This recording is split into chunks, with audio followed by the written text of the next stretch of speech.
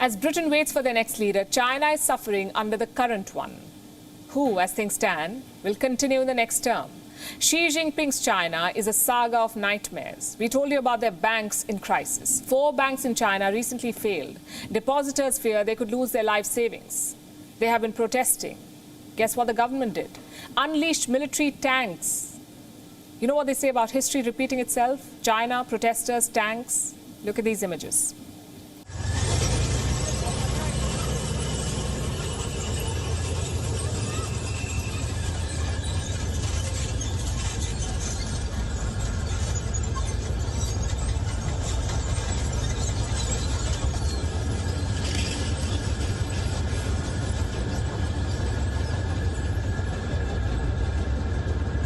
Now, let me say this up front.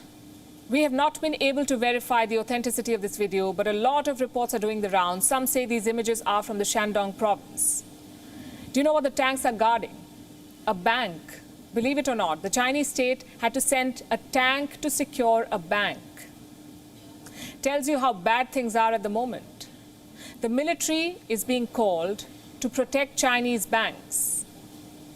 Their banking regulator has promised to compensate the depositors, but that has not addressed the concerns of the protesters. Their fears are legitimate, though. You may remember the last time tanks were rolled on the streets of China, in 1989, when the Tiananmen Square massacre happened, a dark day even by the low standards of Communist China. The Communist Party has tried to wipe this incident from public memory, but several Chinese citizens, and the rest of the world, of course, remembers the crackdown. There was a massive uprising in Beijing, a pro-democracy campaign that threatened to bring down the Communist Party. And to crush that campaign, China unleashed tanks on its own people. Unarmed students and protesters were targeted. According to one estimate, the Chinese army crackdown killed at least 10,000 people. That was more than 2 decades.